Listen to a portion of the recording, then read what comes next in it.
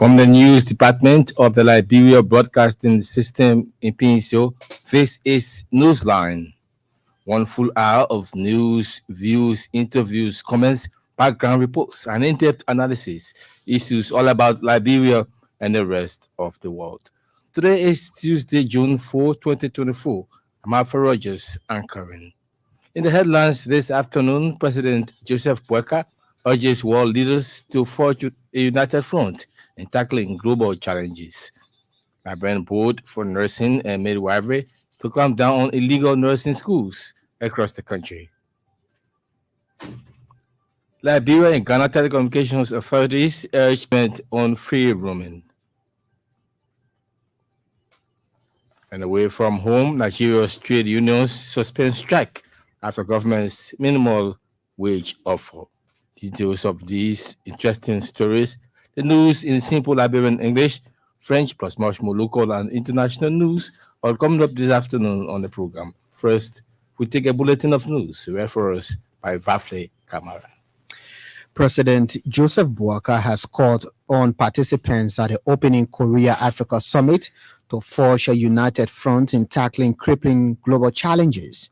The Liberian leader said issues of climate change, disease, hunger, poverty can only be tackled through concerted and deliberate actions. Delivering special remarks at the opening session of the Korea-Africa Business Summit in Seoul Tuesday, the president also called for inclusive growth and development that benefits the ordinary citizens. He reminded participants to work keenly in the actualization of the Sustainable Development Goals and other developmental instruments that are key to the promotion of collective prosperity and better society. President Boakai described Korea as a true development partner to Africa, underscoring the need for sustained cooperations and support in key sectors towards transformed continent. At the same time, President Joseph Boakai has by proclamation declared Wednesday, June 5, as World Environment Day to be observed throughout the country as a working holiday. President Boakai also called on citizens and residents in the country to cooperate with the Environmental Protection Agency in executing appropriate programs befitting the occasion. A Foreign Ministry release says Liberia will observe the day under the theme, Our Land, Our Future. The proclamation noted that the day presents an opportunity to focus on the importance of the environment and to empower people to become active agents of sustainable and equitable development. During the observance, there will be global call for governments, industries, communities, and individuals to take appropriate actions to protect and restore productive land aimed at boosting livelihoods and supporting food security. Plans are on the way to set up a task force to shut down illegal nursing and midwifery schools across the country. The proliferation of fake and illegal nursing and midwifery schools, predominantly in Montserrat County, has claimed the attention of the Liberian Board for Nursing and Midwifery. The registrar of the Liberian Board for Nursing and Midwifery, Cecilia Kwangwala Flomo, disclosed the exercise is geared towards safeguarding the nursing profession in Liberia. We tell you that we cannot deal with an illegal establishment. Our involvement with you to start a nursing and a midwifery program while you have opened and fooled the public and illegally established is wrong. Madam Bangmala Flomo told the Super Morning Show on Tuesday the board is seeking the support of national government through the Ministry of Justice to enforce the closure of the illegal nursing institutions. According to her, there are 23 legal up-to-date nursing and midwifery institutions across the country dedicated to developing the next generation of nurses and midwives. Liberia and Ghana telecommunications regulatory bodies have initiated discussions towards an agreement on free roaming. This is the first move towards implementing a process that will charge local rates for mobile phone users in both countries while visiting. In 2017, ECOWAS adopted a regulation to control the international wholesale and retail roaming markets, urging nations to work out lower termination rates to reduce charges and to stimulate travel, trade, and tourism in the region. Ideally, all 15 ECOWAS nations will reduce roaming charges to the same price as their domestic country. The process will require commercial solutions from carriers, allowing the cost-effective implementation of agreements in line with the ECOWAS regulation. The Liberian National Police has confirmed it is investigating former presidential religious advisor Reverend Emmanuel Nimle for alleged theft, deception, and visa fraud.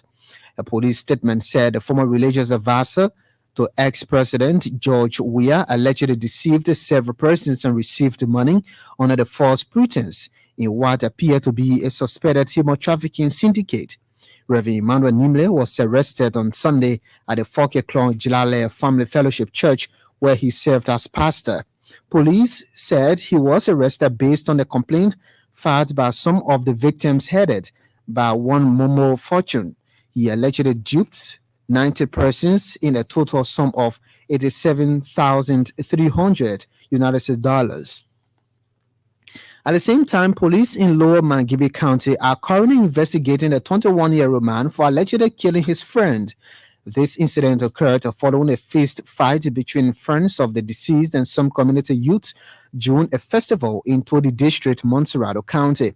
Family and eyewitnesses disclosed that the deceased, Adam Kokoya, was hit when he tried to settle a dispute that ensued between his friend and some youths of the community in Todi District. According to our correspondent, the homicide division of the police investigation revealed that the deceased's neck was broken, resulting to his death. Meanwhile, the body of the deceased has been turned over to his family pending burial arrangements.